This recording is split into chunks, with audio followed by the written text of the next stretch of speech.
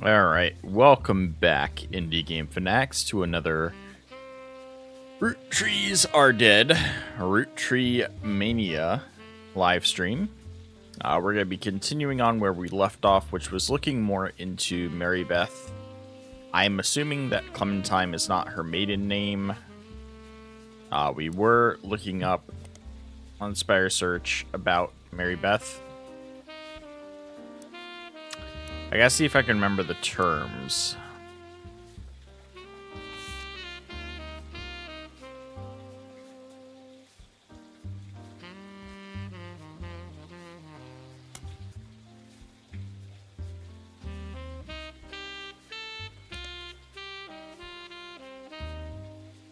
Alright, I think this is where we were, looking into New Edison. New Edison was a small record label based in Los Angeles that existed for a few years in the 40s. It raced to release cover records of songs that were gaining in popularity. According to the website about the history of recorded sound, it was named after its founder, Sterling Edison.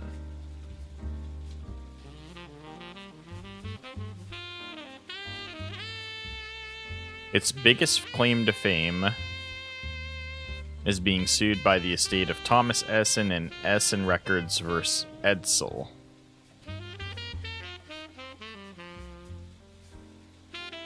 So why is her name Clementine then, if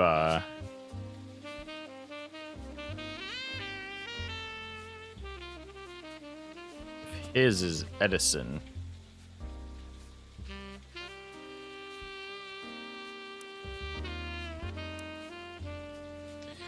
You also find a few references to New Edison and Mary Beth Clementine on sites about old records. One collector says that the Holy Grail is a re-release of the Old Rugged Cross, and says the first edition was originally published before she legally changed her name.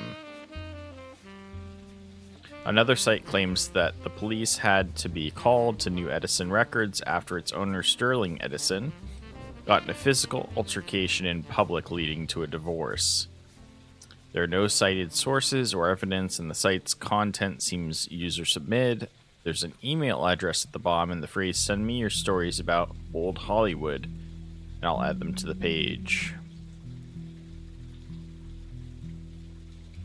A couple things I want to look up here. I want to look into Sterling Edison a bit more.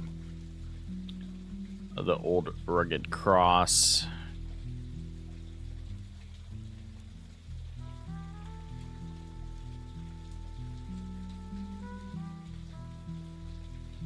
Was Edsel. Alright, let's look these up.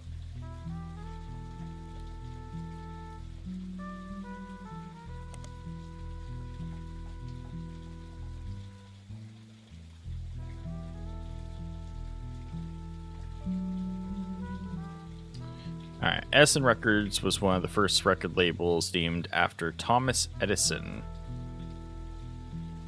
The history of the company seems very unimportant, except for potentially a lawsuit they filed in 1949. A website about lawsuits mentions this as a fun case because the name of the lawsuit was actually the biggest problem for the person being sued. A record producer who called himself Edison was immediately ousted as not actually being named Edison. Edsel was a German last name, and at the time of the founding of the company, the US was at war with Germany. The company's founder immediately settled to try and get the case to go away, but the damage was done. So Sterling Edison was actually Sterling Edsel?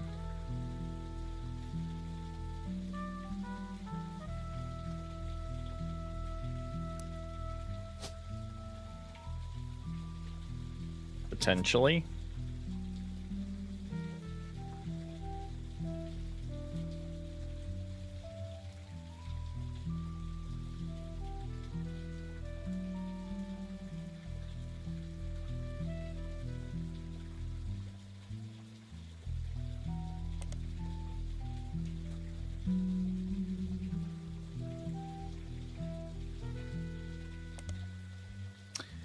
Mary Beth Clementine released the Old Rugged Cross for New Edison, and it was advertised quite a few times. When it was first reviewed by the magazine, however, it listed the artist as Mary Beth Quaker.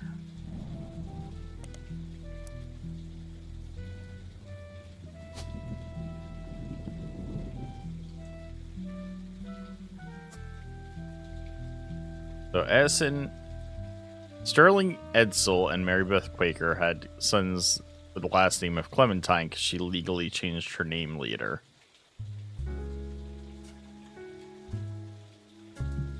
Alright. What do we look into next? You should look into Mary Beth's children. Alright. Let's look into the kids.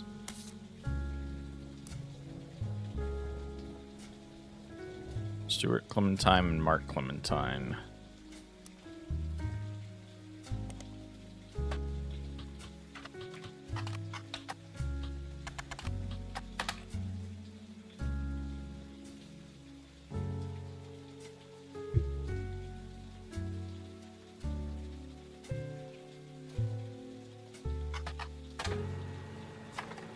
Alright, Mark Clementine. Crocodile Clementine is listed on a website titled The Infamy List. It's a massive list of criminals who are known for odd crimes. Although Mark's nickname would imply he hails from Florida, a lot of others on the list come from there. Hey, that's rude.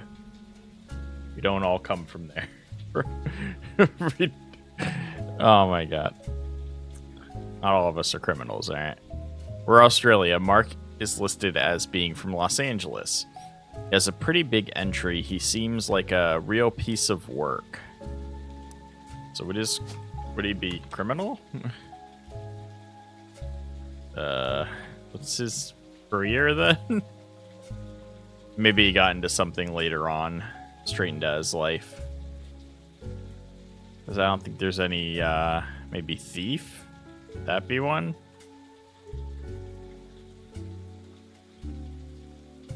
No. Let's keep reading for now. There's a very small note about him being the basket baby of 1950, but most everything else comes from his adulthood. He lost his job in 1975 as a pilot for a regional airline after he tried to board the wrong airline's plane. He was drunk. He was charged with trespassing and assault.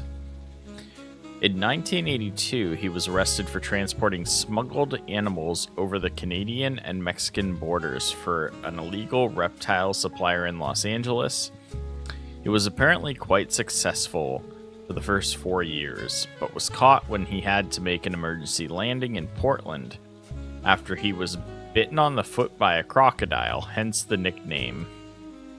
Apparently, the Portland Telegraph is credited as having given him his nickname. His mugshot from this incident has been added to your photos. Oof.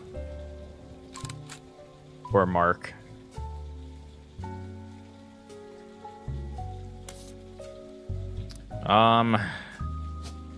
So I'm putting it pilot for now. It's entirely possible they changed it later on. We don't know that. In 1993, he was released on parole, but his freedom didn't last long. He was arrested in 1994 in San Diego for violating an attempt to visit his daughter's graduation. He famously punched the principal, a man named Billy Sims. This incident received national press. Billy Sims is the principal of Sandstone Canyon High School, who had his 15 minutes of fame when he was punched by Crocodile Clementine at a graduation ceremony. Pretty much every news organization, from trustworthy to tabloid, seemed to have their own take on the altercation. It wasn't the punch that captured the nation's attention, however. Instead, it was Billy Sims' matter-of-fact response to the threat and his comments afterwards, as heard in the now famous audio clip from someone who was recording the ceremony.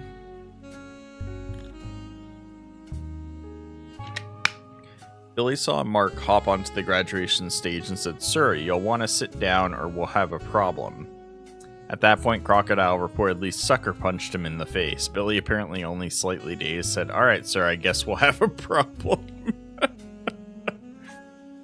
Clementine tried to throw another punch, but Sim anticipated and performed a maneuver that spectators described as a wrestling move mixed with a backward somersault, which immediately brought both men to the floor, with Sim straddling Clementine, keeping him neutralized.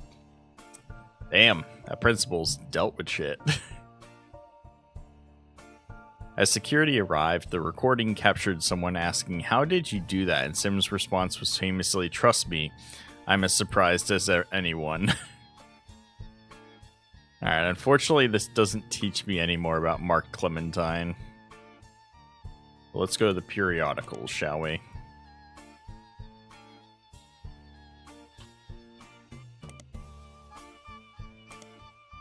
Pixie magazine is kind of sleazy, so they're not afraid to publish a few details that more reputable news publications normally wouldn't. If you look up the Billy Sims incident, it seems they did a report on it. You gain a few new bits of information, though it might not be useful. Billy Sims was once arrested for throwing a Molotov cocktail at a company that was found to be testing their products on animals. According to police paperwork, Crocodile Clementine's bail was paid for by Tortorito Jacobson. It was fairly expensive. Who is that? Piketty interviewed other students that were at the event to find out if anyone knew anything, and the word going around was that Mark Clementine showed up because his daughter, Mary, was graduating that night. So, one of these two is Mary. We're just not sure which one. Alright.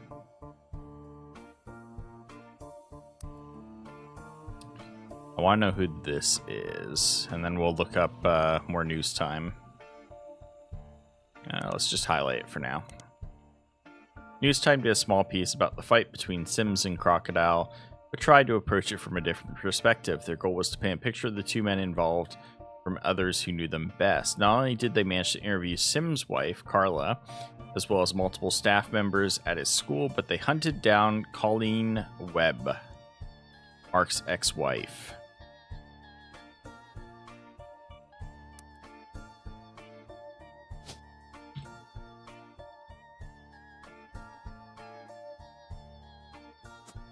There, we got the wife's name.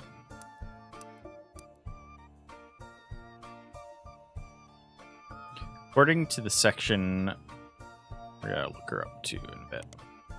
According to the section with Colleen, she and he met when he worked for an airline. She worked in an airport newsstand. He was a drinker and would often have wild mood swings.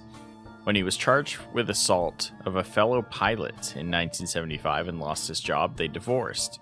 At the time, she was pregnant with their second daughter. Okay, so they have two daughters. And she felt she needed to get out before things got worse. She left him and moved to San Diego to live with her sister and told her oldest that her dad had to fly planes for the army. She raised them both by herself, and although she never went through the trouble of changing their names legally, they used the web name so that nobody could connect them to her husband. So they're going to have Clementine as the last name as well, then. But they go by Webb.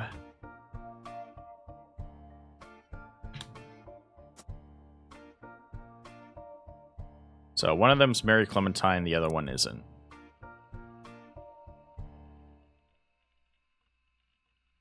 Nothing there.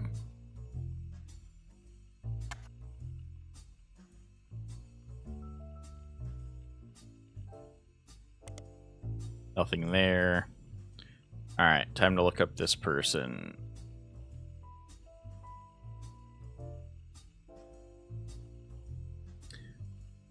Fuegos Fiesta, a regional Mexican fast food chain, held a competition in 1993 that offered free meals for life to anybody that legally changed their name to Tostarito. The Tostarito was a burrito with a cylindrical tostada shell inside the flour tortilla. According to a few different sources, Tostarito Jacobson used to be named Lucinda Jacobson.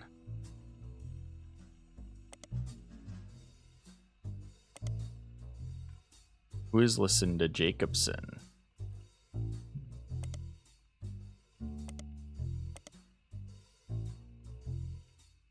There's a Crime Blotter article about Edith Jacobson that also mentions a Helen Roottree and a Lucida Jacobson. Whoa, this is a lot of names being dropped here.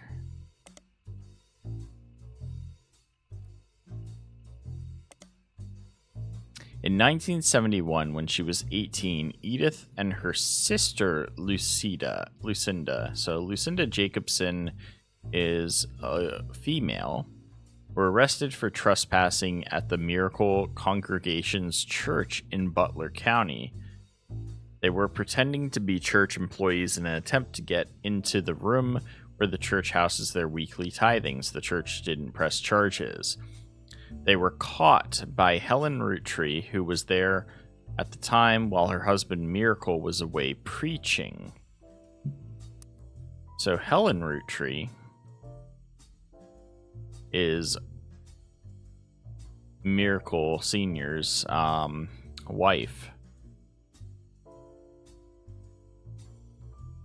Interesting.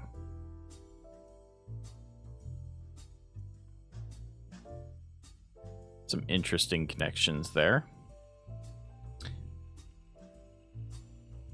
Helen Roottree was quoted as saying, "Jesus forgives and so do we. The Lord works in mysterious ways, and I am confident he has brought these young women to us for a greater purpose."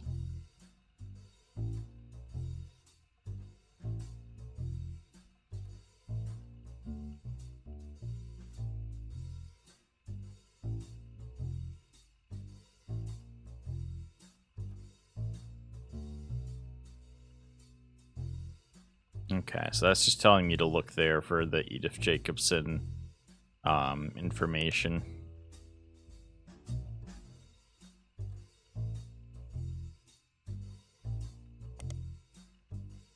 They both just point to this article. And Lucinda Jacobson doesn't have any other information besides this, it looks like. So it's an amusing little path to go down. Doesn't actually give me any new information.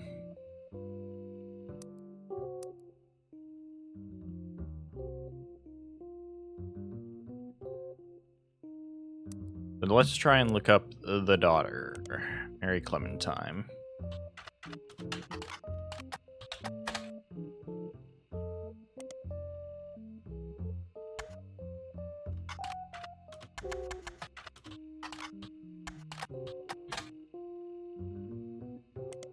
Nothing. Alright. Antonillus seems central to one of the affairs. Maybe you should look more into it.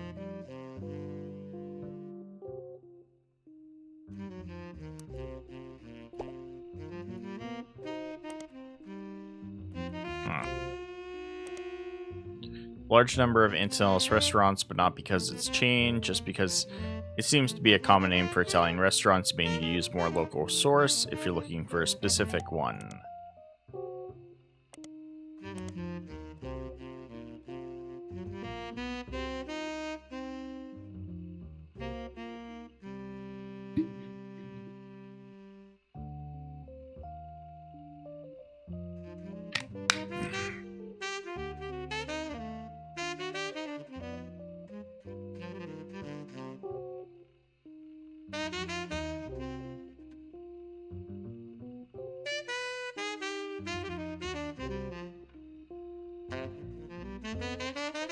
Alright. Michelle Zimmer.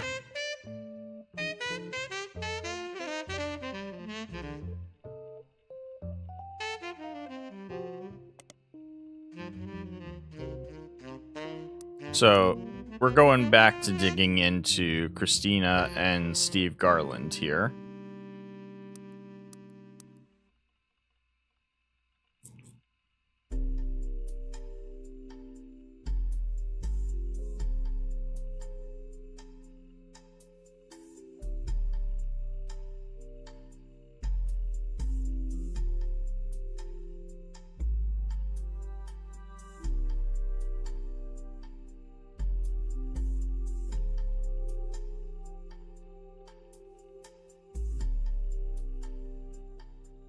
Alright. Rachel Zimmer, nothing there.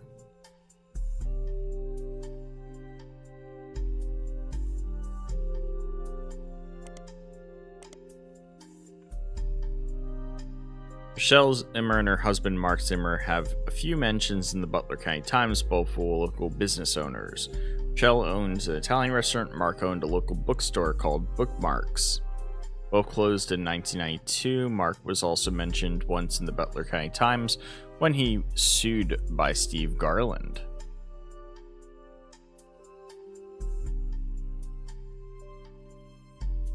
Why would Steve have sued Mark? Maybe he thought that Mark was the father?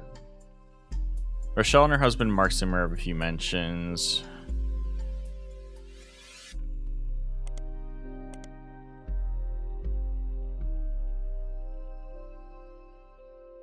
Interesting.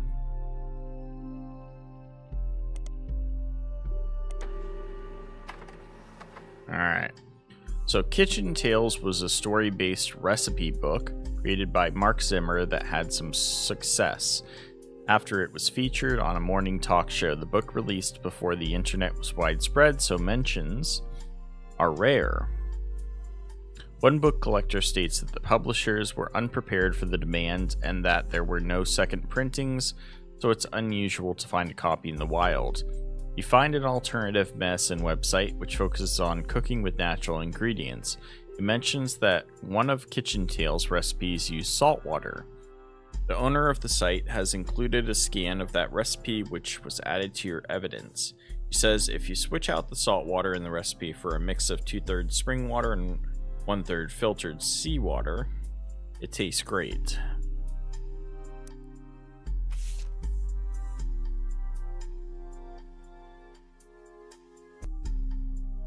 The Plated Loaf finds recipes and stories. It has a mild popularity but seemed to disappear from online marketplaces in 1992. It's like the Zimmers just checked out that year. You found a scan of one story on a website. It demonstrates how to bake the plated loaf. For years, two bakers, Flora and Yates, flirted. They grew their friendship, compared recipes, and combined knowledge. She loved his salt and pepper beard. He adored her rosemary cheeks. They thought sweetly about one another, but he was one day whisked away, conscripted to bake the army's bread. By the oil of the lamp, Flora's tears began to salt her bread. The recipe asks the reader to buy flour, yeast, sugar, olive oil, and rosemary, combine the salt and water together, and add to the mixture and whisk until the dough begins to form. It was 10 to 12 years later that they met again, seemingly by fate. Flora's unique dough had earned her a position as the king's personal baker. Yates had found success as well. He baked for the kingdom's 45 diplomats. One day they returned from the Dutch Isles with a gift, 450 unbaked loaves, and were sent to the palace bakery to teach a method that required no kneading. Allow the dough to proof for 10 to 12 hours, then spread it out and let it sit for over 45 minutes on a floured baking sheet with no kneading. Next, prepare a Dutch oven preheated to 450. Upon seeing Yates, Flora was both delayed and distraught. She felt as if she was torn in two. She had not been made aware of the gift and had already prepared buns for the palace ovens. She wished to greet Yates warmly, but was struck by fear that he'd be unable to bake with her, that she'd face retribution for being unprepared.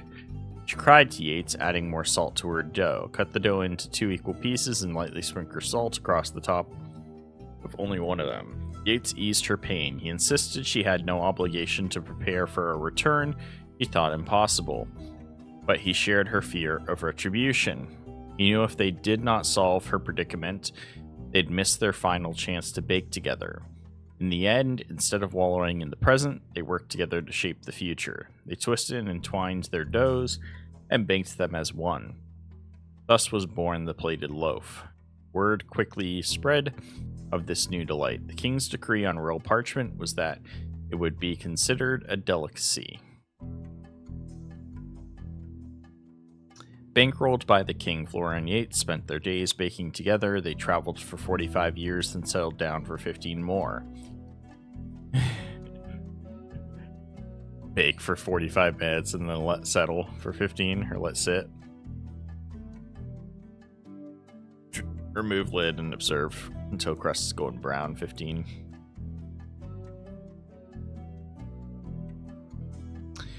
I mean, cool, but doesn't really tell me much. It suggests that potentially she was already pregnant when he came back.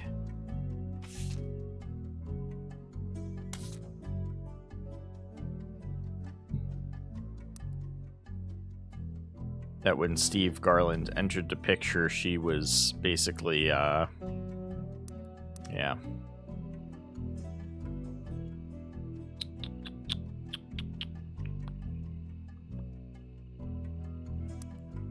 Alright.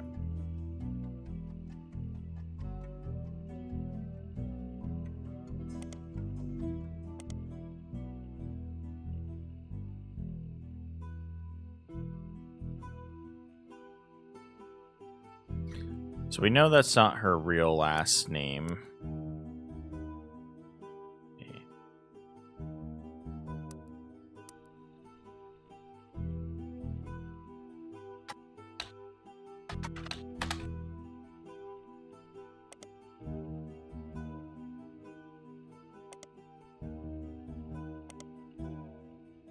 Nothing. I have no idea what else it wants me to figure out from that. Wait, what? Christina Garland's husband sued Mark. That sounds juicy.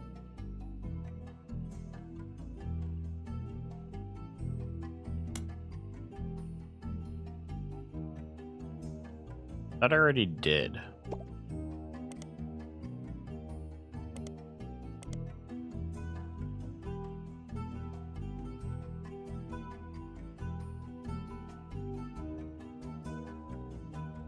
Okay. The second is from months later in September 1978, a listing for his weekend cooking classes, Gourmet for the Groovy. The blurb mentions that he's been giving lessons from his home kitchen for the last month, so that he can keep an eye on his son. The third was 1991, and is titled Local Author Sued by Former Butler County Resident. Who's the author? Oh, the author is Mark Zimmer. He owned a bookstore. I know he was an author. It seems that a local author by the name of Mark Zimmer was sued by Garland after Garland saw Zimmer promoting his book Kitchen Tales on television. His recipe book was partially plagiarized from the recipes that Steve Garland would give his students during his cooking lessons before he moved. The article mentions that although recipes are hard to copyright, Garland accompanied each recipe with a short fiction about how he learned it. These usually doubled as a way to remember certain ingredients. Garland's bean salad, for example, involved making a trade with a gnome for some magic beans. Apparently, these stories were found word for word in Zimmer's cookbook, in addition to additional stories that followed the same format.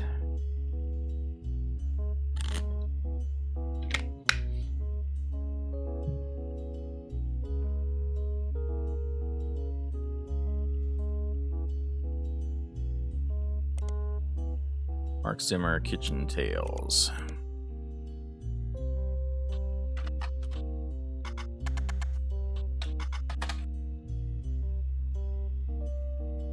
Out of print, no copies available, re-released as Garnishing the Truth.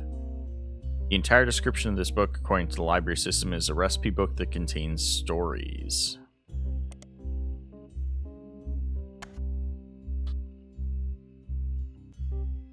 Sometimes the copy doesn't like me.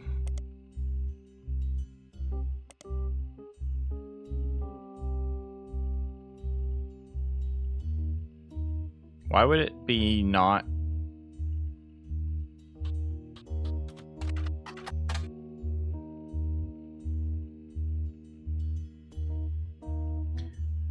Alright, so the introduction of this book is a series of acknowledgements from Steve.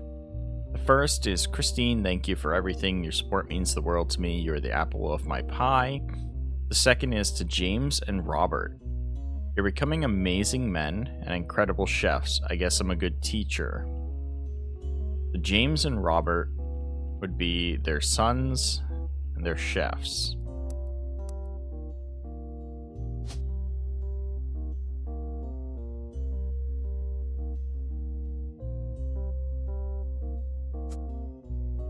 Yeah, James Garland and Robert.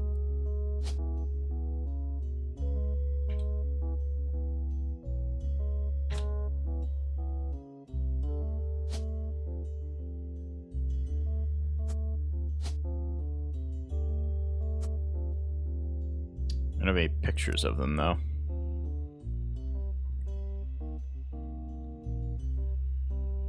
The final is to Mark Zimmer. You proved my storytelling approach to recipes could be popular. Without you, this book couldn't exist. There's also a foreword by Mark Zimmer.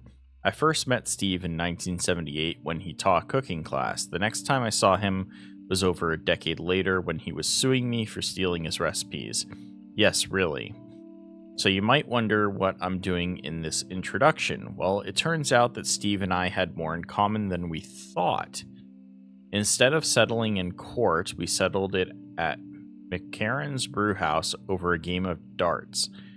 They said they'd give us the first drink of the night free for an entire year for mentioning them.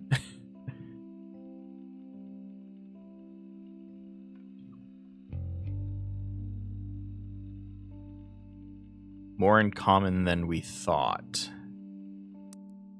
Is it possible that guy also hooked up with the Rochelle Zimmer at one point? I hope that's not the case.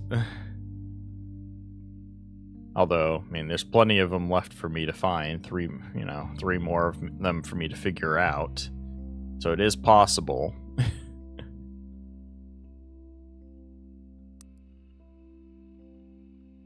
By the end of the game, he and I agreed we'd both rather make a ton of money together than spend a ton of money on lawyers. It's pretty rare to meet your best friend so late in life, but when I decided to retire, I moved to Boston just so we could hang out. So if you're browsing this book in a bookstore, please buy our book. We need more money for when the free beer runs out, and the bookstore could probably use the sale. Interesting. Unfortunately, once again, this gives me nothing. Frickin' nothing. Other than, like, learning the names of the sons. That was the only bit of information I picked up here, but it doesn't give me, like, where to look next on at all.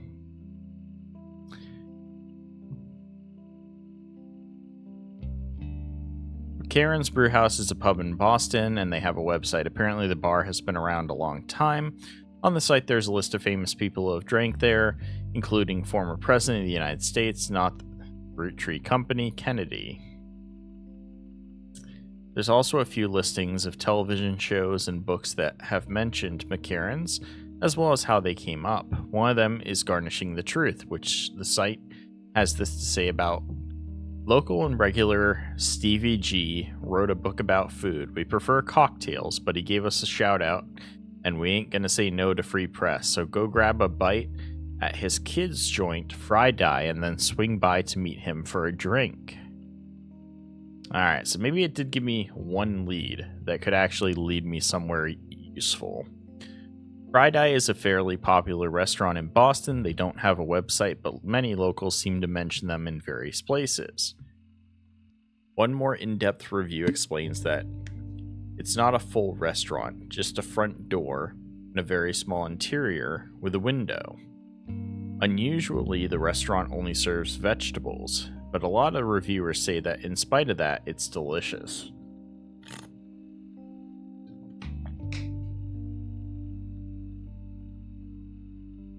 You also find a short story about it listed on a webpage called My Boston Homepage. Whoever runs the page seems to just link to the random sites related to Boston. tell personal anecdotes related to Boston, and give their relatively short opinions on things in Boston. It's very unorganized. This is very 90s.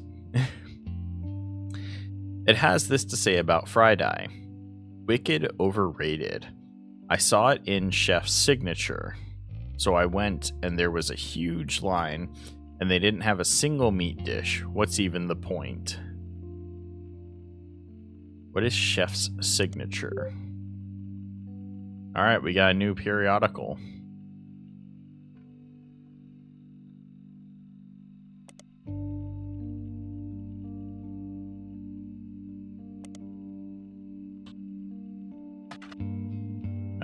Was it Friday?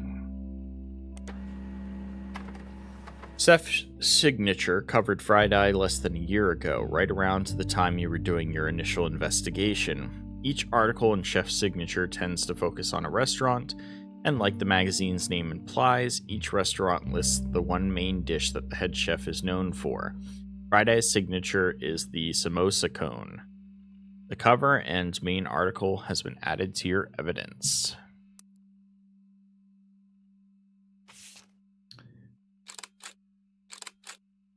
Can a vegetarian diet be trendy? Sitting down with the Garlands, the new boys in Boston. Alright, we got pictures. I don't know which one's which, but apparently I got it right.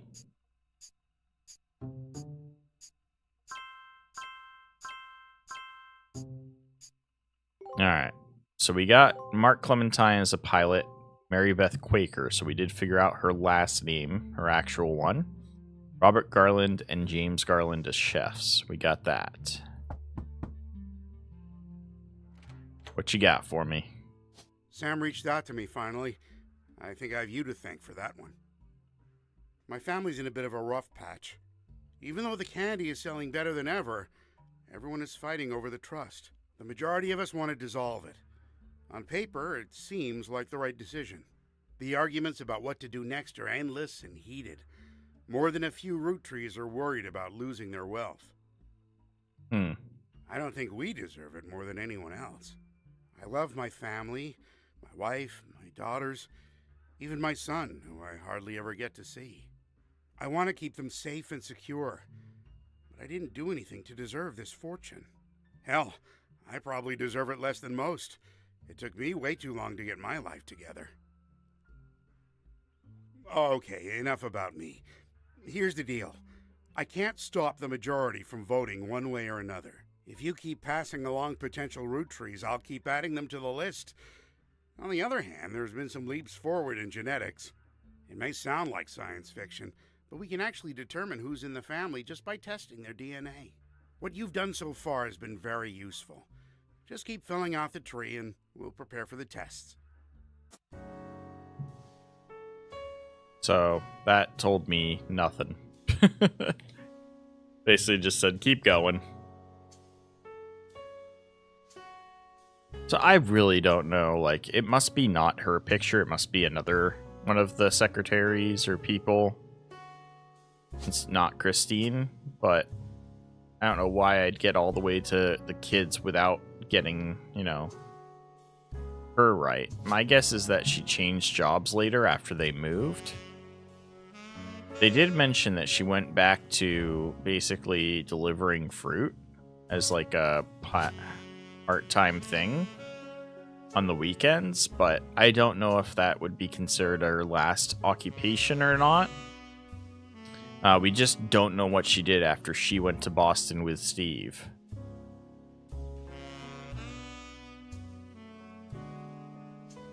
Yeah, just no clue.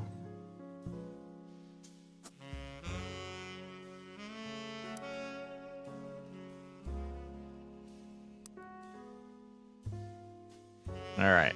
So Chef's Signature, a nationally publicized or published magazine targeted towards fans of unusual restaurants, featured James and Robert Garland on the cover of their 1998 issue.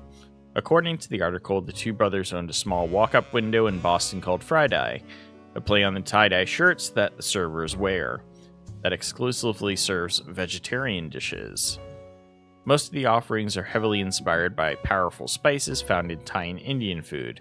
Their signature dish is the samosa cone, which from a distance somewhat resembles a traditional ice cream, complete with waffle pattern. Instead, it contains fried potatoes, pureed peas, carrots, and a special ginger-based sauce. That actually sounds interesting. Like, I'd want to try that. Robert, who is 3 years younger than James, jokes that although the age difference has left him delegated to wear the sous chef jacket his whole life, he doesn't mind. As a result, James answers most of the interview's questions. James credits his love for food and his culinary skills to their upbringing. Most kids hate vegetables growing up, but they don't have parents like we did. My father was a chef, my mother grew up on a farm that supplied his restaurant. That's how they met. I don't have any memories from the farm or anything like that since we moved here before I could even talk, but they told me stories. My dad's a great storyteller. He even wrote a book that partially helped fund Friday. When we moved, they were looking to open their own restaurant together. Unfortunately, they never got off the ground. His line cook gig ended up being less temporary than he hoped, and she had to go back to work as a secretary even after Robert was born.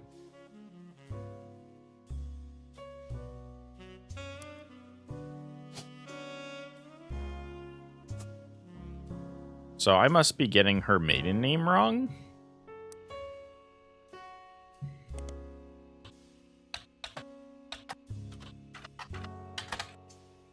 Am I getting her first name right, even? Christine. Christine.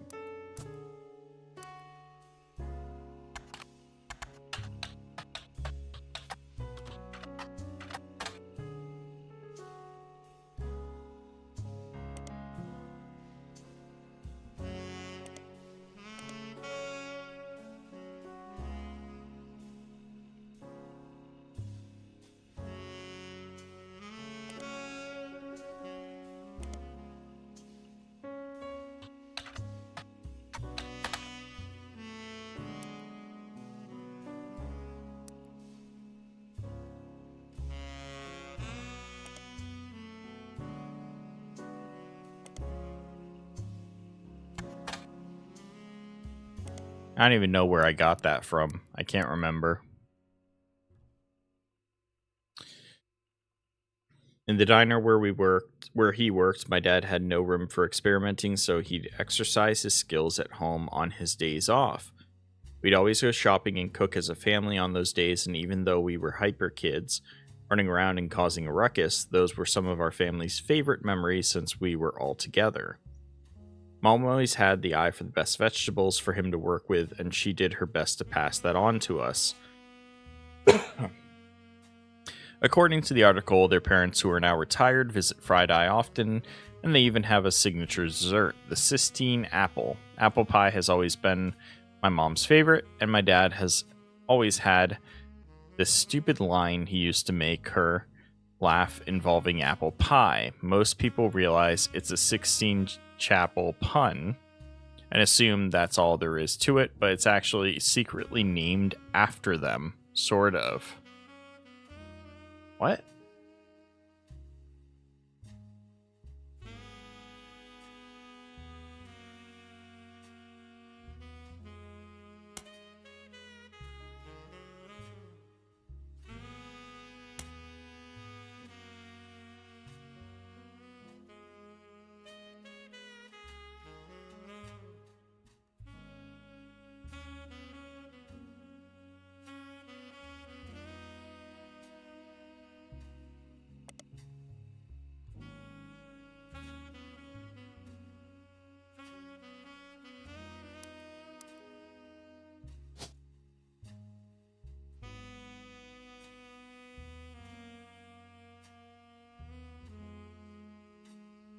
I don't get it. Alright, moving on. In your notable events, it was mentioned that an outside legal group was brought in. That sounds interesting. Yeah, Spire Search the Clan said trust. Alright, so it wants us to look more into the company.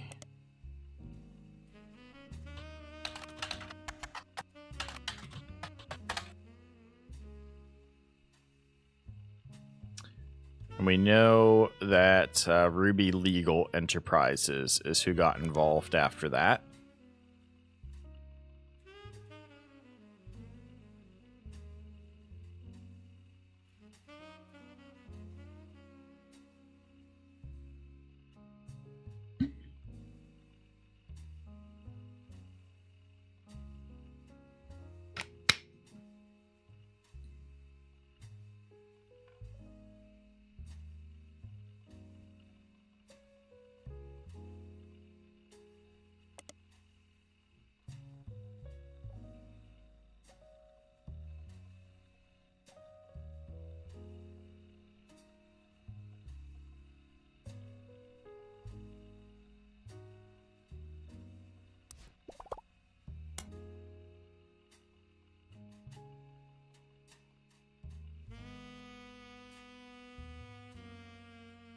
The missing issue of Piketty by Cicely Sanchez attracted a particular group of people.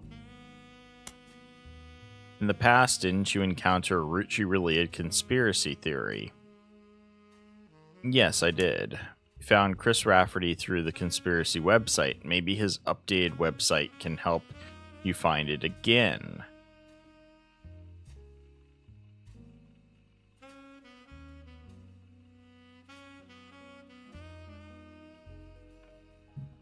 Let's try it.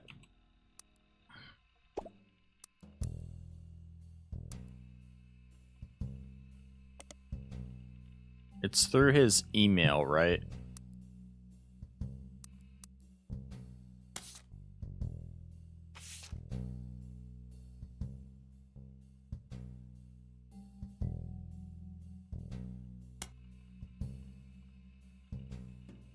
All right. Chris Rafferty's Prodigy site seemed to have been discovered by the masses. Gone are the art, pictures, and cousins. Okay.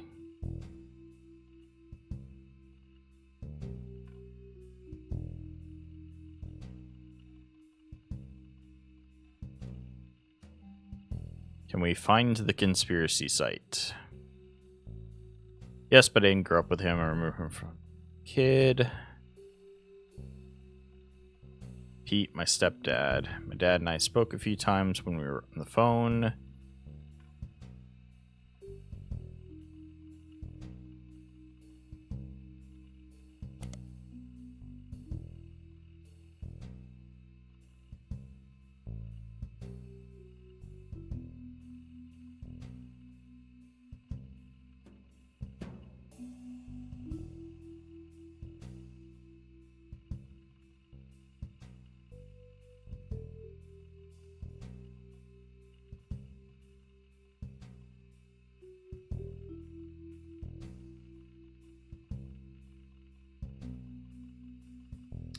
The Roottree Curse website.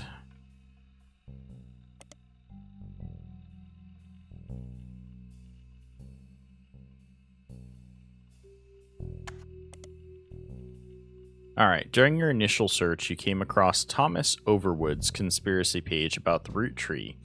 8 months later, the page still exists and is thriving. The visitor counter has reached 7 digits.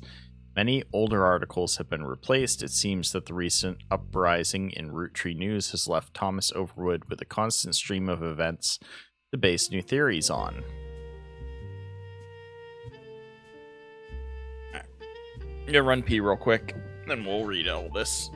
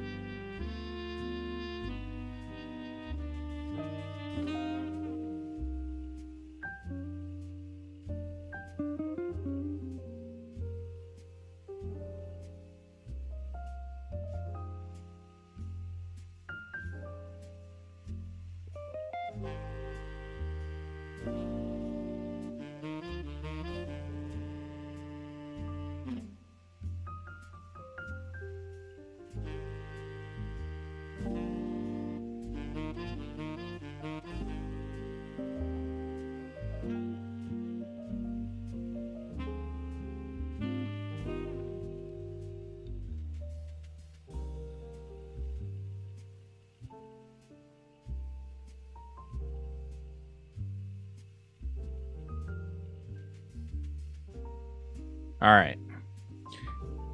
I am back. So let's look into these new theories. More than one of his theories involve Roottree deaths being faked. According to Overwood, statistically, when you have this many high-profile people who have died in a family, the odds are that one of them faked their death. It's just math. This newfound focus on death faking seems to coincide with a post mentioning that he's begun believing that Guy's not dead theory, in his own words. My eyes have been opened. All of this is beginning to make too much sense. One of his posts details the belief that Ron Roottree is still in charge when Roottree's death was faked, and that Clark is only there to throw people off. Apparently, this allowed Ron to travel to France to develop their new candy recipe in secret. Another is about the rapper 5Ps. He can't possibly be a Roottree. One of his first album songs, when he was performing under the devil name, actually mentioned that he wanted to have sex with Rihanna, or Rhina. But yeah, if he didn't know. Not even Sam Madsen is spared. According to Overwood, the author of Six Pieces isn't real. Sam Madsen is an anagram for Am Madness. They're purposely leaving hints for us. He claims that by using Six Pieces with Lauren Roottree's book as a one-time pad, he has begun to decrypt a cipher. Most of the cipher has seemed meaningless, but he managed to pick out the words people and vastness, and is working on figuring out what it means. There is also a request at the bottom.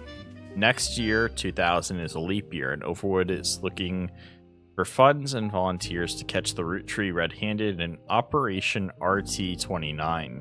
He specifically mentions not to volunteer if you've ever drunk Spirit Cola. He doesn't go into why.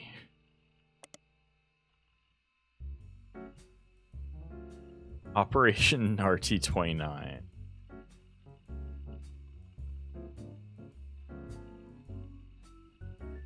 You find more conspiracy websites. Some people out there claim that the Roottrees are changing the candy recipe to include more and more chemicals, and that this was done in cooperation with bad actors from an unknown government. They claim that due to a loophole in the calendar, it is possible to get away with nearly any crime on a leap day, so long as it isn't discovered until after the day is over.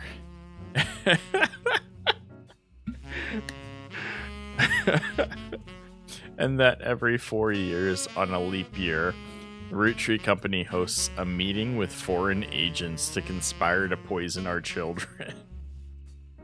Their proof is that Roottree candies contain polyglycerol, polysinolate,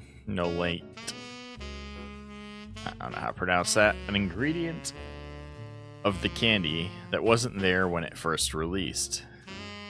They claim it is added in an attempt to addict people and eventually induce mind control. The website claims to sell pills that counteract the effects for children that have already eaten Roottree candy in the past.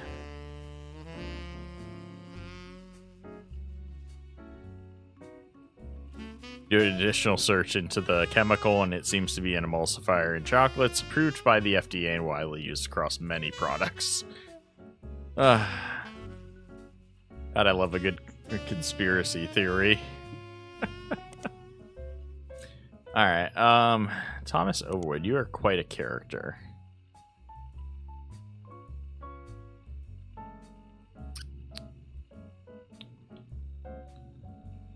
When Roottree's death was faked? When Roottree was a somewhat well-known actress. Okay, yep. She died in Paris, France about 3 weeks ago after leaving Hollywood.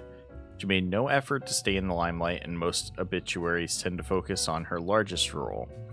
Not much is known about her death, except that it was announced that she died peacefully in her sleep while being treated for a sudden severe case of pneumonia. Before that, she had apparently been in relatively good health. According to her friends and family, she was 67. That is rather sudden.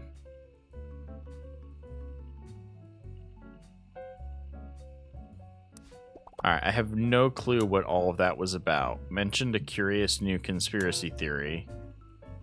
Better search guy's not dead. Okay, so this is the conspiracy theory. The guy who was a womanizer is apparently not dead, is what they're thinking. Isn't he the one who died in a car crash? Maybe it was faked. Wouldn't that be something? Oh, it's Piketty. It's Piketty. The guy's not dead conspiracy stems from a website that focuses on clues that the Roottrees have supposedly hid all over the place. Yes, they hid it all over the place. This includes on candy wrappers, in print advertisements, in television commercials, in their jingles, etc. The story, according to the website, is that Guy Hudson was a terrible president of the Roottree Company. I mean, that's proven already. And introduced multiple failed products. I mean, he just liked wasting money. Trying to make caviar a candy for the masses.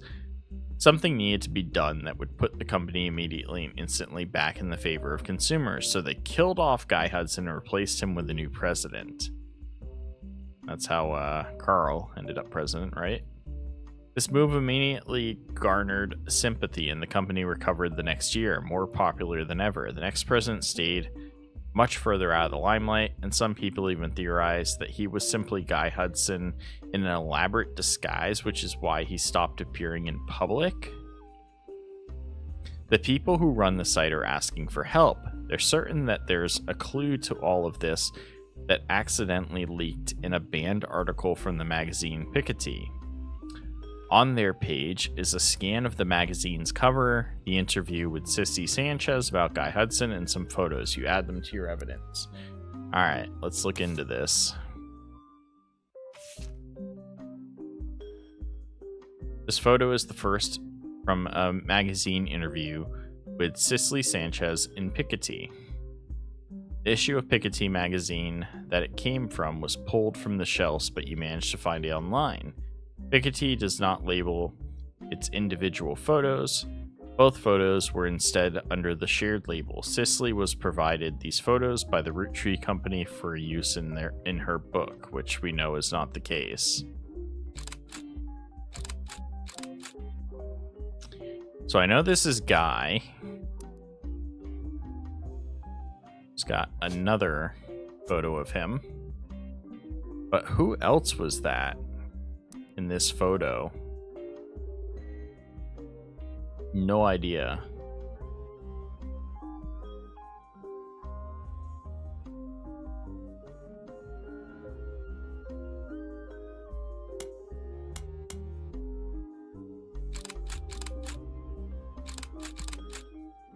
These are more than likely who Guy slept with, like some of the other women.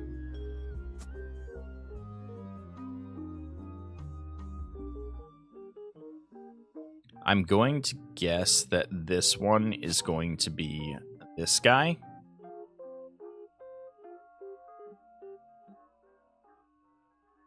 I have no proof of it other than the fact that why would they give us a picture of a random guy? Although there's also this one, but I believe that is from when Guy took over, and that would have been Ernie or Zach Morden. That looks like him, right? Older Zach. I think I'm pretty good in calling that one. And that this would be the spouse of whoever this is that he had an affair with, which would be probably this woman. Yeah, would be that one. Oh, also we can now put this picture here. That's Mark. Grown up. We know he has 2 daughters, one named Mary. Don't know the other one's name. We don't have any pictures of them yet. But we are over here working on here. I have reason to believe that We have multiple women that he probably cheated with. This one, and possibly even this one. This photo is the first from the magazine interview. The issue of Piketty magazine that it came from was pulled from the shelves, but you managed to find it online. Piketty does not label the individual photos. In the background of the tree, there is a Christmas tree. I mean, thanks. All right. One moment.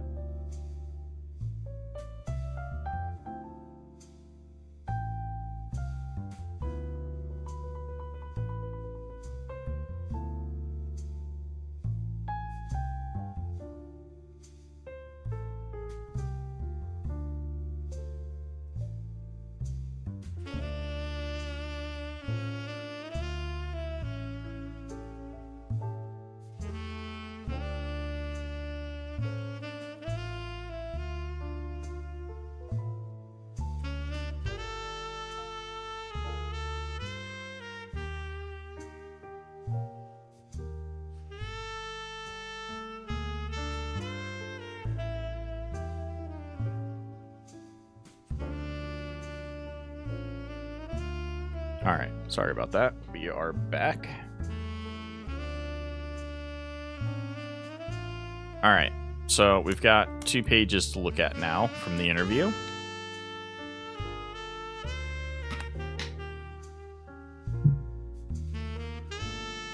Alright, this is an interview with Cicely Sanchez, an author. She was hired to write a book about Guy Hudson. He claimed to have been paid a significant amount to write a book about one of the Roottrees, Guy Hudson. He was president for a short period at the end of the 70s, right? Yeah, I met him on New Year's Eve, actually. The last night of 1978. Guy liked to throw big parties. I was just coming off of Changed Man and looking for my next project when his wife learned who I was. She invited me to the party and they cornered me to talk about a book. That was the first time anyone recognized me for my work. I had finally made it. The book they asked me to write sounded great, but then none of the stuff that made him interesting was allowed to stay. Chop, chop, snip, snip. Anything with even the slightest threat to Guy's image ended up gonzo. What was the stuff that made him interesting? At his core, Guy was not complicated. In fact, I think I could boil him down to 2 traits. First, he wanted to be seen as the second coming of the great Elias Roottree. And second, he'd never be satisfied living the life needed to be seen that way. He had his fortune and good looks, and he really liked to exploit that to pick up women. But he couldn't let anyone else know, so it cost him a lot to cover it up. That was the only interesting aspect of Guy.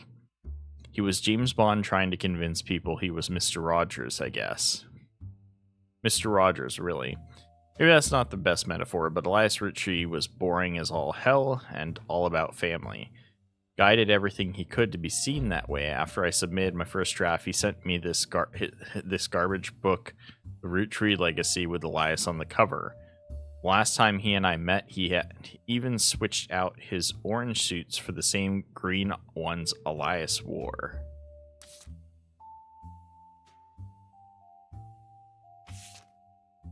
Green suit, like the ones that Elias wore. Green suit. Interesting. So this would be a picture from later on then.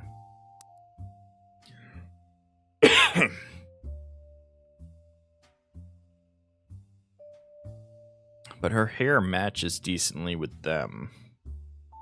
Unless that was her. No, that wouldn't look right. This might be.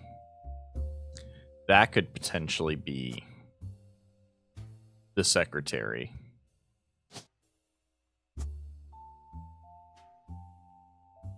We'll try it.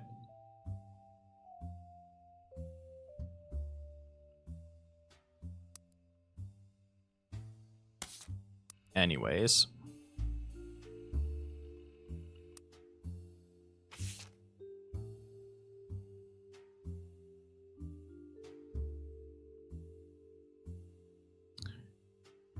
And remember fancy flavors? Guy knew that part of Elias's legacy was the 5-piece flavors.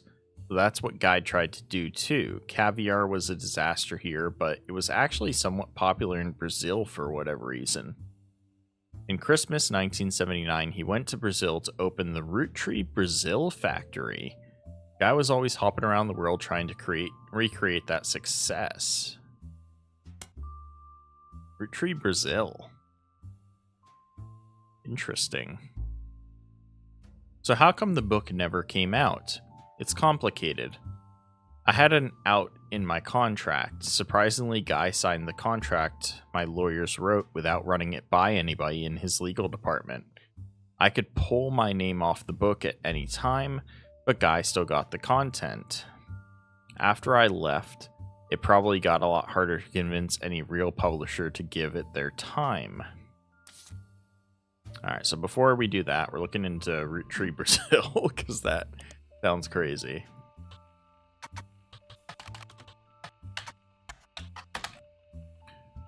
Roottree Brazil, sometimes erroneously referred to as Roottree Brazil, is one of the companies created to manufacture and distribute Roottree candy. It was developed as part of the Roottree Everywhere initiative in 1979. Unlike some of the other Roottree Everywhere results, Roottree Brazil seems to be a success. You do some rough translating and find a significant amount of information about it. Brazil was the only region in which caviar flavored 5 pieces released at the end of 1978 were a hit. The primary reason that the factory still exists to this day is solely to create that flavor, which comes in its own standalone 5 pieces bag with Portuguese writing. Interesting. A small town named Alvalogos near the municipality of São Bernardo do Campo became the location chosen by the Roottree Candy Company after a newly elected local politician named Edson Soares heard that they were planning a new factory and petitioned them in the early 1979. The factory was controversial as locals did not want it there. The Roottrees visited Brazil around Christmas and managed to break ground on the project.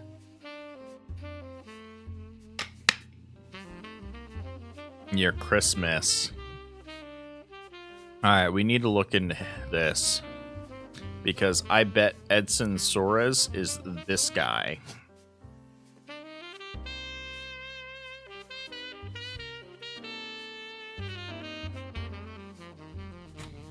I bet.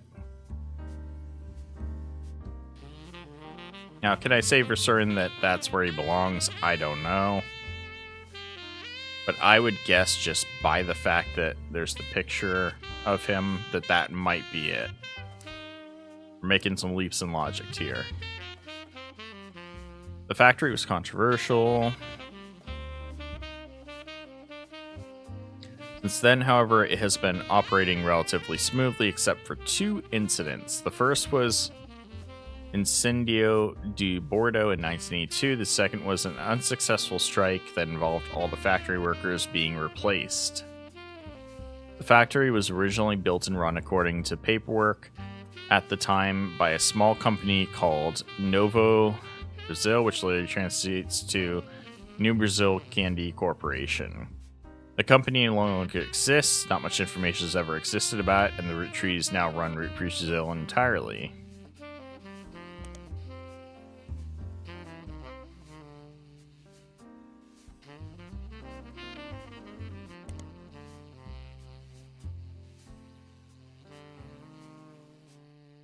Intentionally looking up the place that told me not much exists.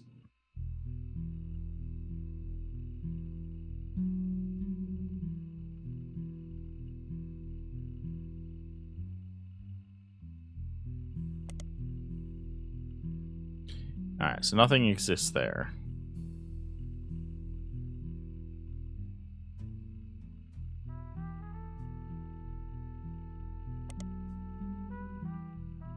Maple Fire. In 1982, the factory was deliberately attacked in a case of clear arson.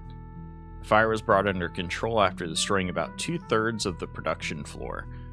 Locals claimed that the air smelled like a mix of burning plastic and maple syrup. The factory was rebuilt and continues production to this day.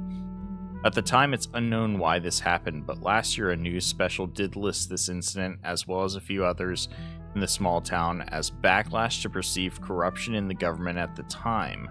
According to the report, the mayor of the city was found to be receiving a cut of the factory's profits. I mean, no shit. That's not corruption. That's called business dealings. Alright. Edson Soares was a Brazilian politician. You find a dissertation published by a college student as part of their PhD in history. It focuses on the rise of democracy in Brazil. It seems up until 1988, Brazil was run by the military, and the politics during that time were often hotbed for corruption and nepotism. The paper tells of a few politicians at the time, including Edson Soares.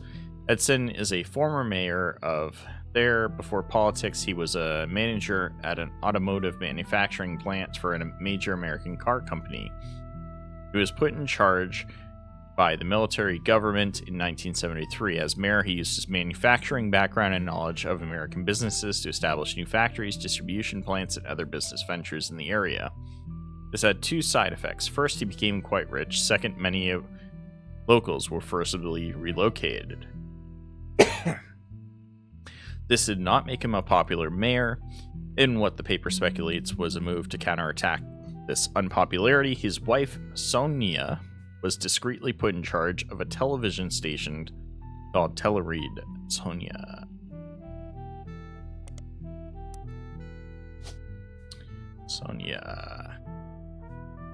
I don't know her maiden name yet. We're going to try and figure that out.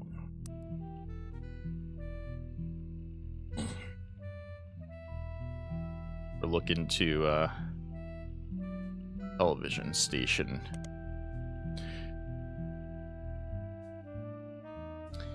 He often used this connection to ensure supporters would appear on local television, spouting his beliefs and emphasized his political victories. He remained in office until 1988, when he was defeated in the first election after the military government was no longer in control. After this election loss, he quickly left the town behind. It's not known where he has gone, but the dissertation even speculates he likely fled to stay alive.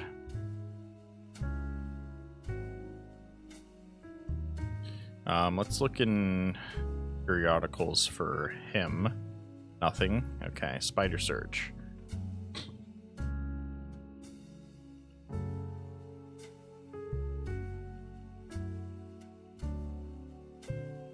Okay, so unfortunately it doesn't look like that's going to give me any more information. We can look into her name, though, further. Sonia.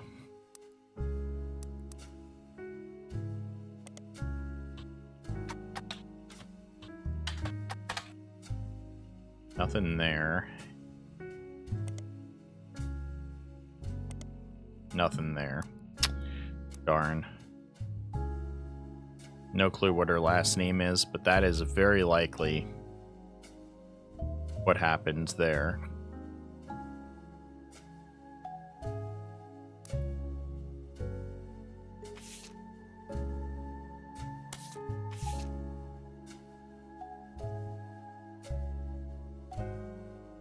Okay, page 2. He was the president, right? Do you know why he never released it himself? If I had to guess, his family very wisely put a stop to it. Mid-1981, months after I had already moved on, he called me back and showed me a final draft. Do you know how expensive it is to publish one copy of a book? It had my name on it in big, shiny, embossed letters. Like all problems in his life, throwing money at me was his attempt to win me back. But it had half the page count, and the narrative was torn to bits. No thanks. The dinner was good, imported steak that likely cost as much as a month of my mortgage, and we all got pretty drunk. He sent his mistress, Susie something, into the bathroom to proposition me, poor girl. Susie. Susan Ford.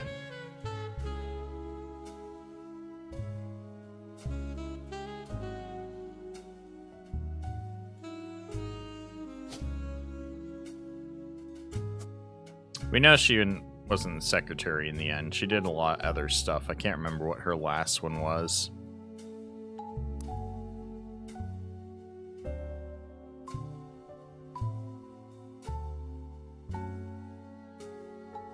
She was too good for him anyways. He died soon after, and that was the last it ever came up.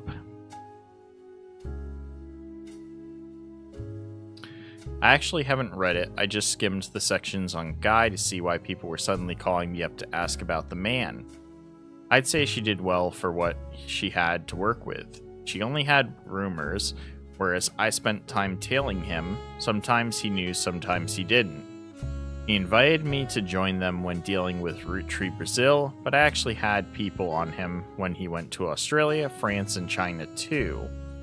When he met with someone, I'd figure out who they were and how they were involved. Doubly so if the meeting happened when he didn't want me to be around. Despite his best efforts, I got the whole truth, including things even his family never knew. For example, the daughter of his business partner in Australia, I think her name was Robin.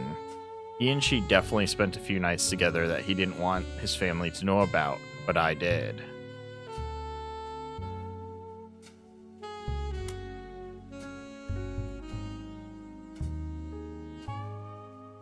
Who is his business partner in Australia?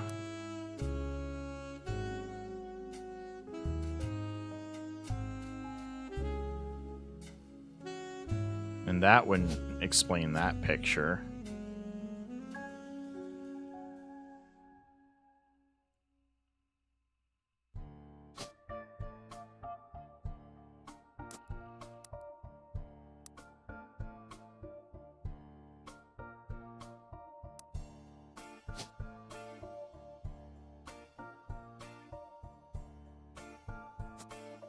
Robin something.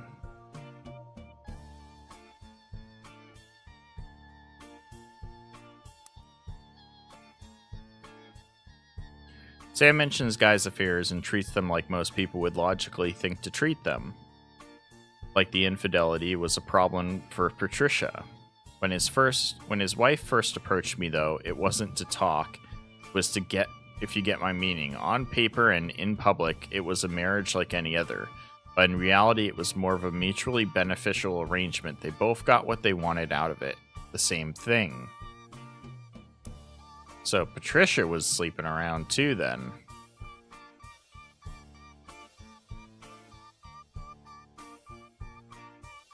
Interesting. I'm assuming I only have to spell it out so you can get it in writing for your readers. Woman. Patricia enjoyed the company of women, and the swinger scene made that more accessible. I told her I wasn't interested in her and Guy. I found out later that if I had said yes, her next question would have been whether or not her husband actually had to be there too.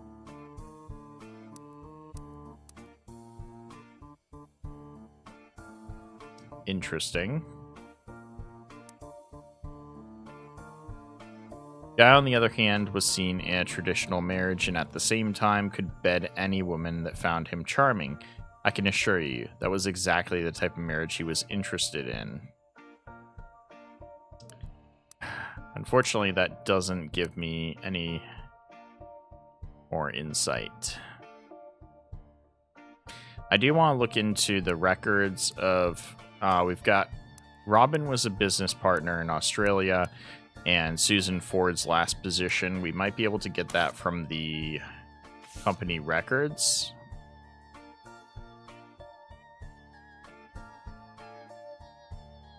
I think she came in here, right? Yes, this is where we got Christina Farrow as her last name.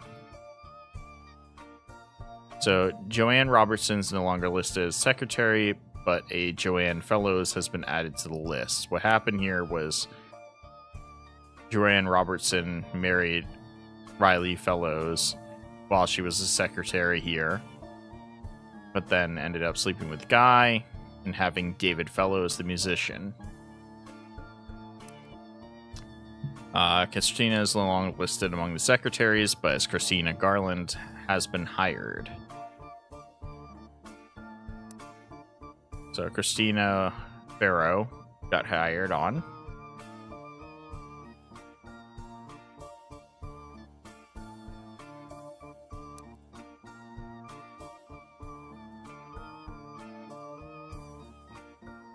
Okay.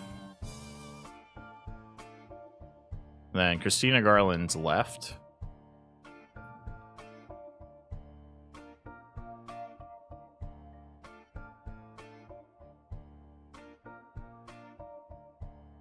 Susan Ford was hired under a special category that existed for only 1 year as an interpreter. But I don't think interpreter is a job here now. So, 1978, she was gone, Garland. And that's when Susan Ford came into the picture. That's why I'm guessing she's that next one.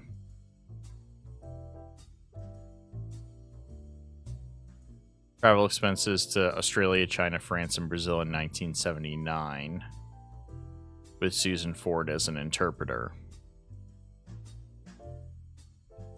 So, Susan Ford would possibly be this one then? She's in the background of here when they're in Brazil.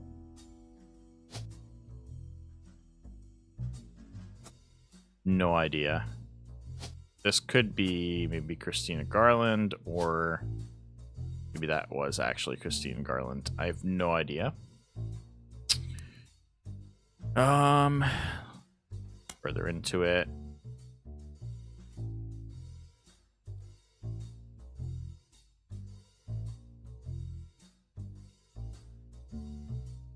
Don't see any of those names. William Sams. Susan Ford no longer works in this department. Christmas Tree Bash in 1981. But where did Susan Ford move to? Moved to office staff.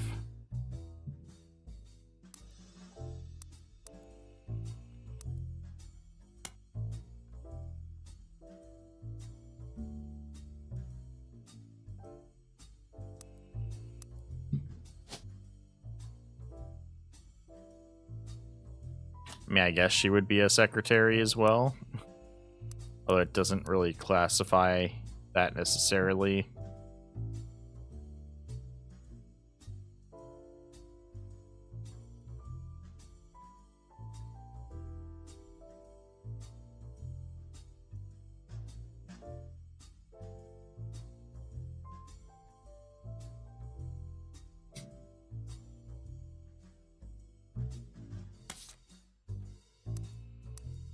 I have no idea who his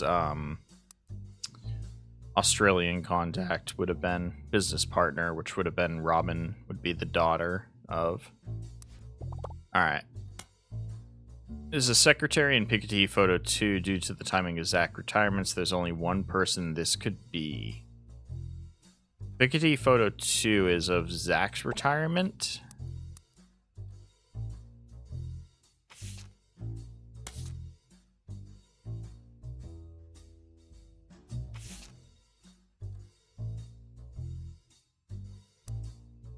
So this would be Christine Farrow then?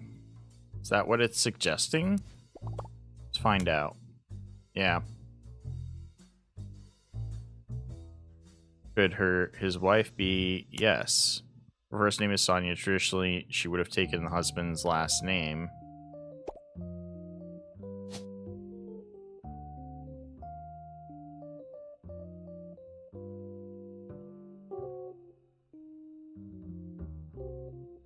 Sonia Soares, but that wouldn't be her necessarily her. What would be her career? Probably housewife, considering his career. We don't actually know.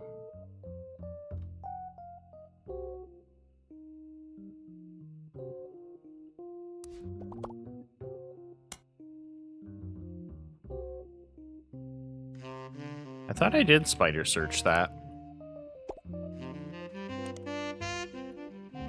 No, I didn't change the name.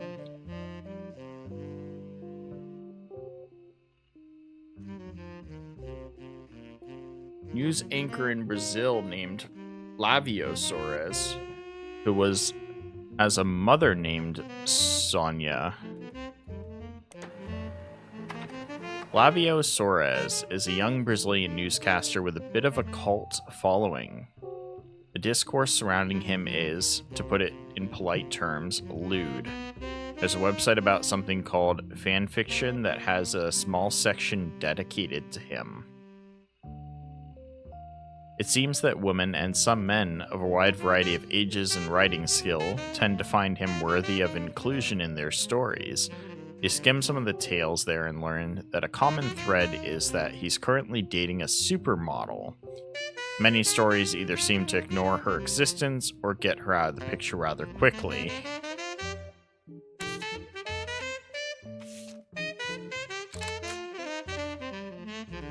Alright, that definitely looks like Guy, Roottree's son. Flaviosaurus news anchor. This is a signed photo of him sent to you. So that would be... if I'm positioning this correctly. Flavio Soares.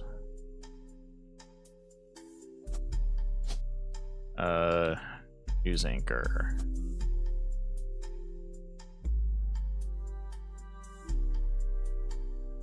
See, now if I was right about some of this, this would be lighting up for me, but I must be wrong somewhere. One of these is not correct.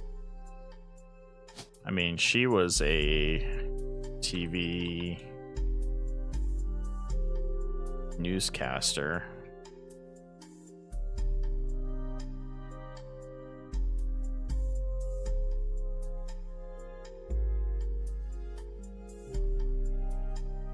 So would she have been a news anchor as well? She was running the company. Don't know.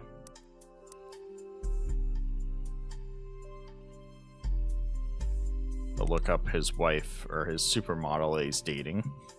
There are also other more traditional fan sites that list some things about him, including his age 18, his zodiac sign, his favorite food, and his mother's name. Also, it seems that Flavio translates to golden-haired. One website with a signed publicity photo of Flavio seems to confirm this. The photo has been added to your evidence.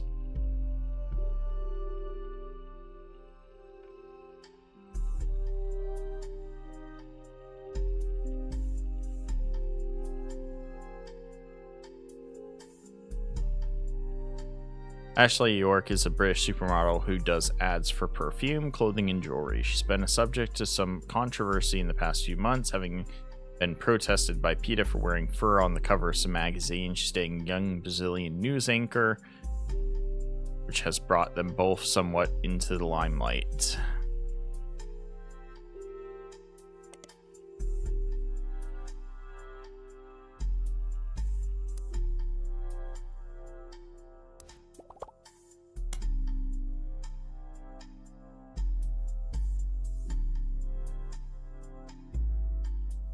One thing that could be a lead.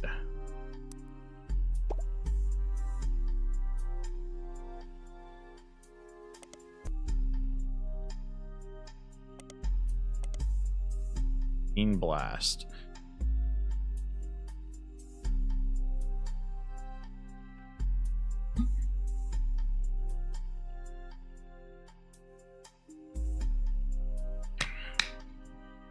I was in Rio for Carnival and he was on one of the parade floats.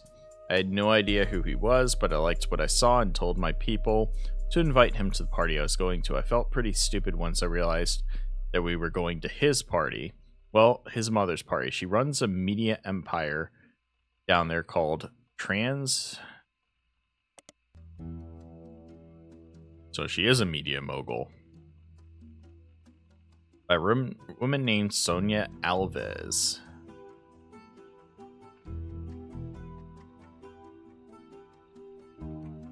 So she shortened her name to Nia Alves.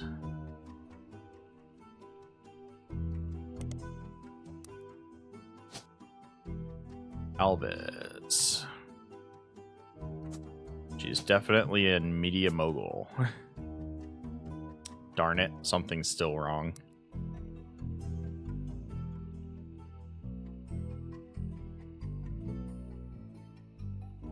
According to the history page that focused on her company and vague, unsearchable details, Nia received a significant inheritance in 1980 and invested it in many different manufacturing businesses in her hometown in Brazil.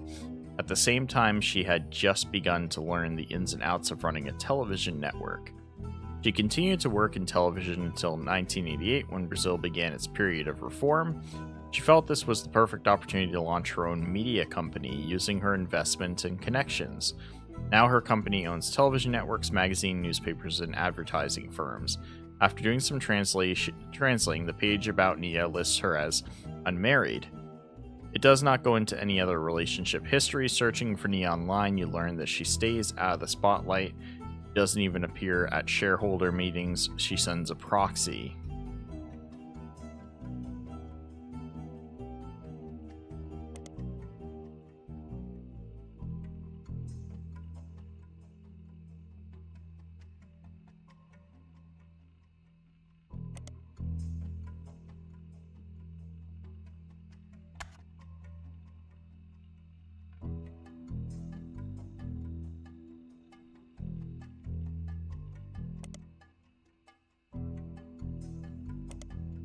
Nothing. What else could we look up? We looked into global initiatives of the Roottree Corporation.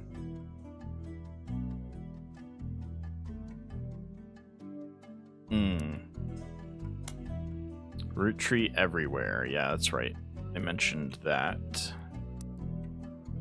So they were going to build stuff all over. That was Guy Roottree's excuse for traveling the world.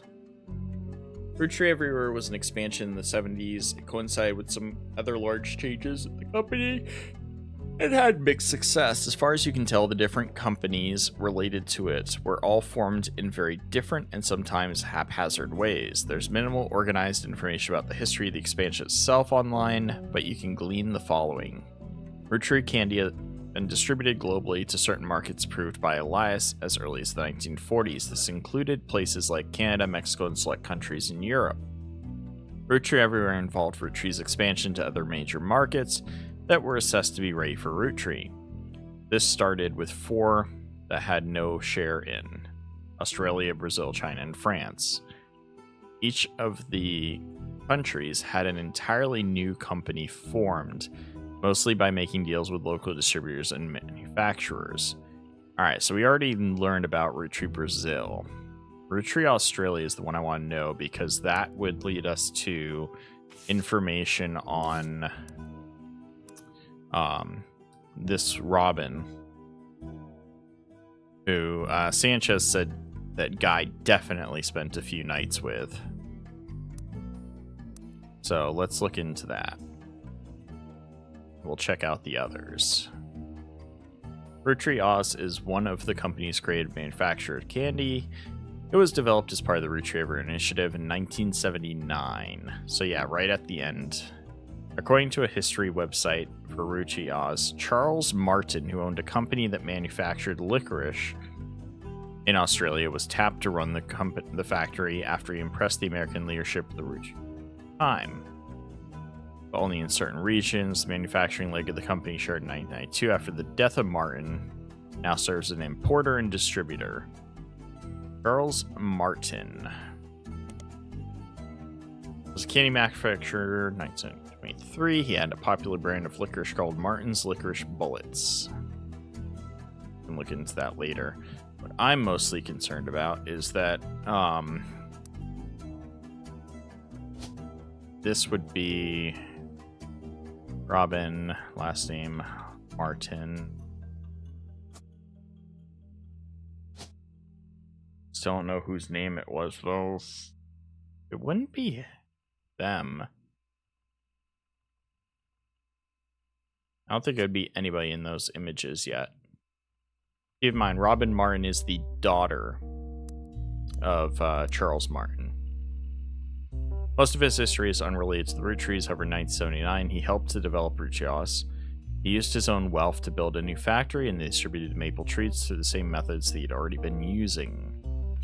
The website mentions that he had a very unusual business agreement with the main Roottree company in the US. Much like how the Clancy Trust distributed profits from the company evenly, profits of the would be split 50-50 between the American Roottree and Martin himself for him to do what he wishes. This made Martin very, very wealthy, but also led to many cost-cutting measures meant to increase profits as much as possible, especially towards the end of his life. Roottree candy gained a poor reputation in Australia and sales suffered immensely. Charles' vast fortune was passed along to his daughter, Robin Martin, who sold both businesses at the first opportunity.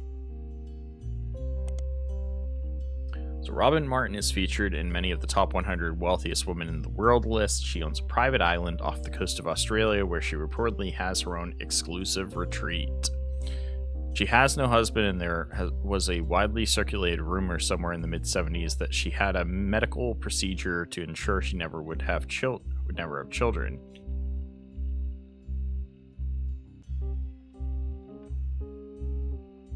So I think I'm placing her wrong as far as this. I think Robin Martin is going to be this one.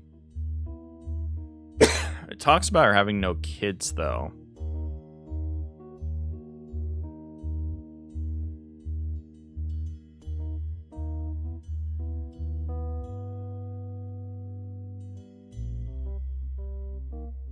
So she might not actually be she might be a dead end if there is no children involved. For what's worth, Martin seemed to lean into the rumors. In the 80s, she once showed up at a charity function with 3 very attractive men, each wearing a shirt that said simply "Satisfied Partner" on it.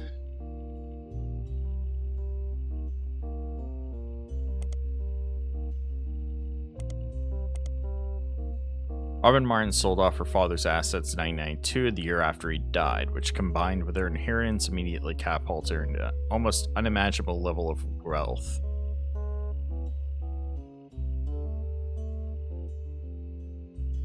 While the article does touch on the announcement of who took over the licorice division, as well as what was become of the maple candy factory, the entire text seems to be dripping with contempt that someone would be willing to dismantle and gut such a successful company to earn a quick buck. The article ends with a dig at Robin's personal life and lack of traditional values, but who am I to judge? Maybe she sold it to ensure a better future for her own children. Oh wait. So this might be a red herring where Robin doesn't have any kids.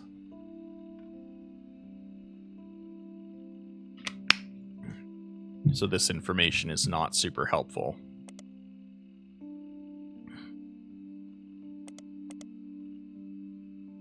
Let's look into China Roottree.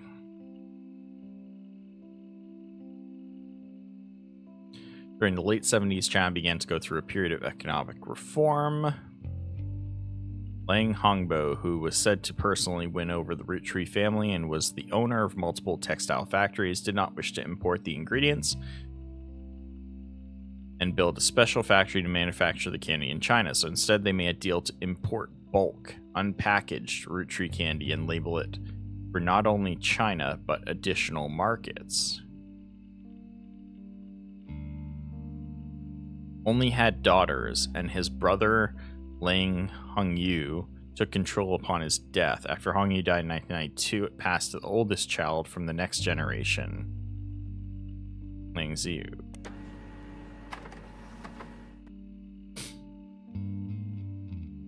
In China, the family name comes first, so Lang is her last name. The businesswoman currently running the Lang Tai textile company. She was recently listed in an article on a website written by and for women.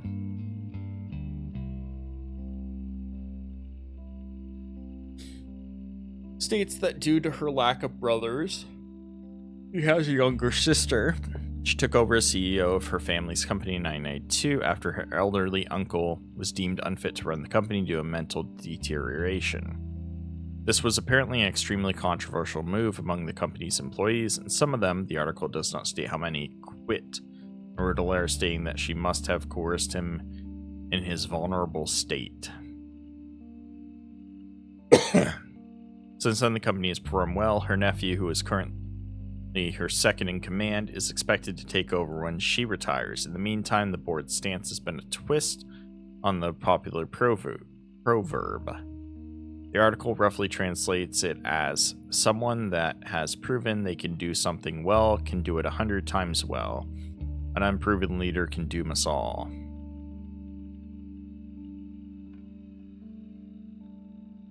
Have a child. There's an unsourced picture of Xinyu in the article. It says that it's from 1992 when she took over. She was 45 at the time. It's been added to your evidence.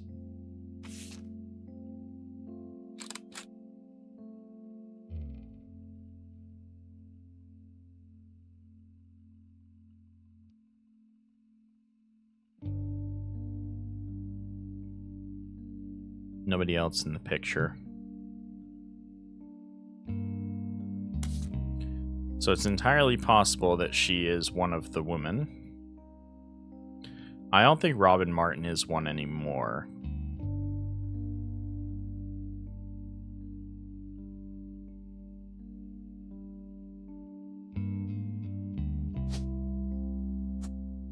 That might be her, and Susan Ford might be the last one.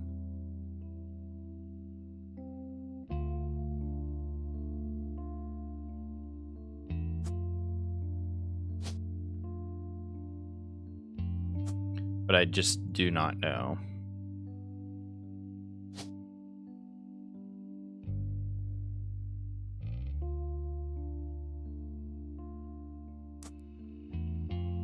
Playing Xinyu.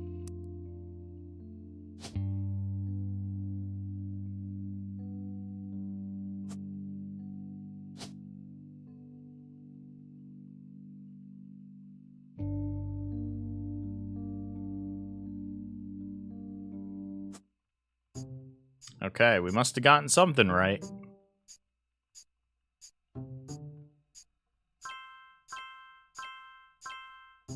Yes. All right. We got some good ones here.